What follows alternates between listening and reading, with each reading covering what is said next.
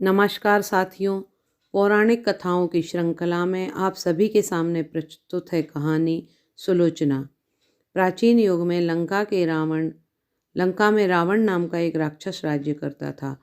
उसके कई पुत्र पुत्रियां थे, किंतु उसके सभी पुत्रों में से जो पुत्र सबसे वीर और धुरंधर प्रतापी था, उसका नाम था मेघनाद।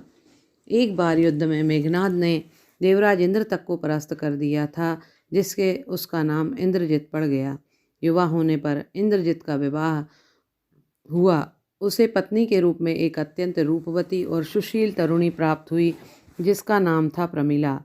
यह तरुणी प्रमिला अपने सुंदर नेत्रों के कारण सुलोचना के नाम से भी विख्यात है। विवाह के बाद लंका के राजमहल में दूर एकांत में एक सुंदर भवन बनाकर इंद्रजित प्रमिला के साथ आनंदपूर्वक जीवन बिताने लगा। भवन के चारों ओर सुंदर फूलों का एक बाग था। सुलोचना स्वयं प्रतिदिन विभिन्न रंगों के फूलों की एक माला गूंथती और उसे पति को पहना देती। इससे इंद्रजित को अपार आनंद प्राप्त होता था। पति पर सुलोचना का बहुत अनुराग था। वह सदैव अपने पति को प्रसन्न देखना चाहती थी, इसलिए हर समय तरह तरह से पति सेवा में लगी रहती। इंद्रजित जब शिकार खेलकर वापस आता तो देखता कि प्रमिला फूलों की माला हाथ में थामे उसके स्वागत में द्वार पर खड़ी है। सुलोचना के अथाह प्रेम को देखकर इंद्रजित का मन गदगद हो उठता। उन दिनों राम रावण युद्ध हो रहा था। एक एक कर रावण के कई पुत्र रण क्षेत्र में मारे जा चुके थे, पर इंद्रजित उस स्थान से बहुत दूर था, अतः उसे इस युद्ध से कोई विशेष खबर न थी।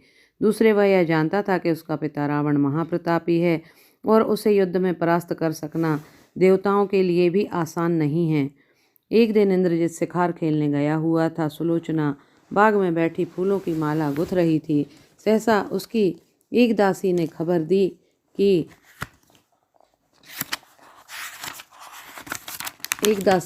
दी कि भवन के द्वार पर एक बुढ़िया बैठी रो रही है। वह युवराज इंद्रजित से मिलना चाहती है। सुलोचना ने तुरंत उस बुढ़िया को भीतर बुलाया। वह आई तो सुलोचना ने उससे इस तरह रोने का कारण पूछा। बुढ़िया ने रोते हुए कहा, क्या कहूँ, कहते हुए दिल फटा जाता है। मैं युवराज इंद्रजित की दाई हूँ। युवराज मेरी ही गोद में पला और बड़ा है। उसने मेरी ही गोद में चलना सीखा। अब उसी बेटे जैसे युवराज को मैं इतनी बुरी खबर कैसे सुनाऊँ? आप क्या कहना चाहती हैं? सुलोचना ने आग्रह किया। लंकापति रावण के एक बहुत बड़े शत्रु राम ने युवराज के सभी भाइयों को युद्ध में मार गिराया है। सुलोचना को विश्वास ही न हुआ। उसके परमवीर देवरों को भी भला कोई युद्ध में मार सकता है, पर बुढ़िया के बार बार कहने पर उसे यकीन करना ही पड़ा। इंद्रजित शिकार से वापस लौटा तो प्रमिला को दुखी पाकर स्तंभित रह गया। वह दूसरे ही क्षण जब उसे सुलोचना की उदासी का कारण मालूम पड़ा तो वह गुस्से से कांपता और दांत पीसता हुआ बोला, कोई बात नहीं, मैं देखता हूँ राम मेरे हाथ से कैसे जीवित बच पाता है। सुलोचना माला लाकर इंद्रजित को पहलाने चली तो इंद्रजित ने इनकार करते हुए कहा, ऐसे अवसरों पर वीरों की पत्नियां अपने पति को फूल मालाएं नहीं कवच पहनाती हैं। लाओ शीघ्र मुझे मेरी ढाल, तलवार और धनुष बाण दो। पलक झपकते सुलोचना सारी सामग्री ले आई और बड़े प्रेम से एक एक अस्त्र पति के बदन पर सजाकर बोली, मैं भी आपके साथ चलूंगी। तुम क्या करोगी वहां जाकर? अपने पति के दुश्मनों का नाश? नहीं, तुम्हें जाने की आवश्यकता नहीं, उसके लिए मैं अकेला ही काफ़ी हूँ। पति के इनकार कर देने से सुलोचना का दिल टूट गया। उसके आंखों से आंसू आ गए। यह देखकर इंद्रजित बोला, तुम आंखों में आंसू भरकर मुझे रण क्षेत्र के लिए विदा कर रही हो? इंद्रजित की बात सुनकर सुलोचना ने झट आंसू पोंछ लिए। जल्दी से थाल लाकर हल्दी अक्षत से पति की आरती उतारी और माथे पर कुमकुम तिलक लगाकर उसे रण क्षेत्र को विदा किया। शाम घेर आई। भूखी प्यासी सुलोचना पति की प्रतीक्षा में पलक पावड़े बिछाए बैठी थी, पर पति नहीं लौटा। धीरे धीरे रात हो गई।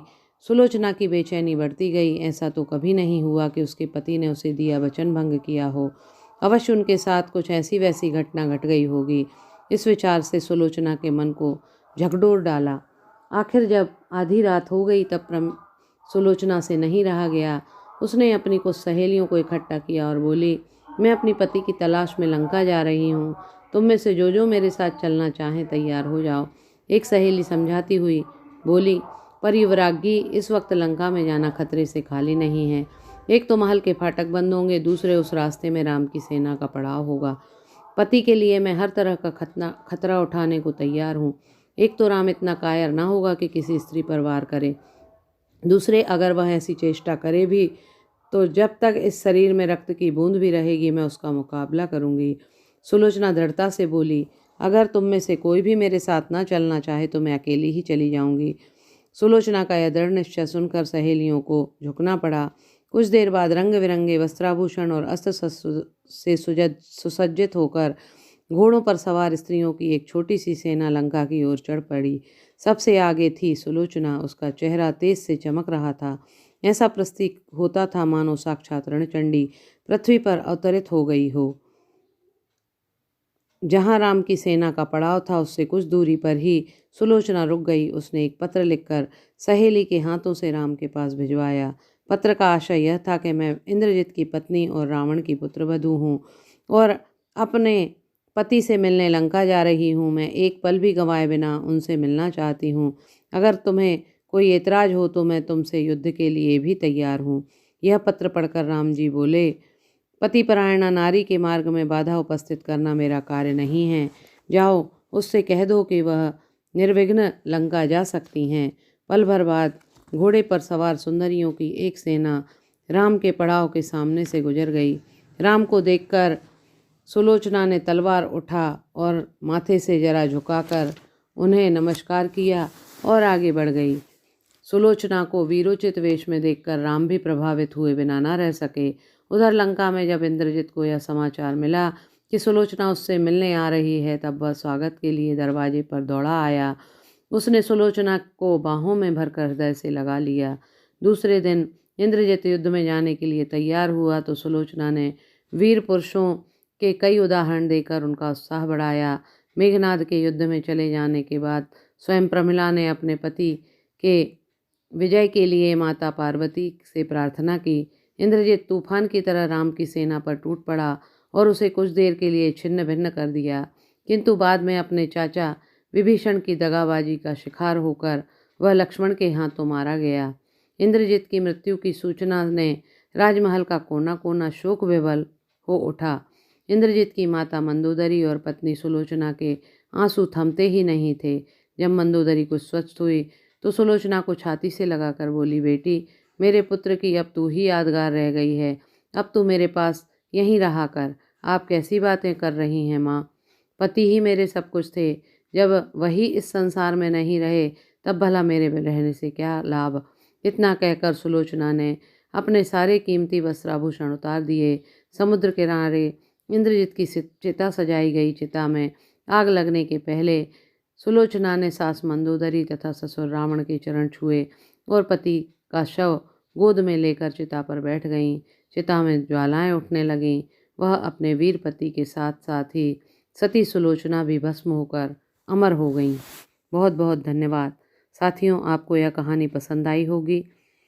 यदि कहानी पसंद आई हो तो मेरे चैनल को लाइक और सब्सक्राइब अवश्य करें। बहुत बहुत धन्यवाद।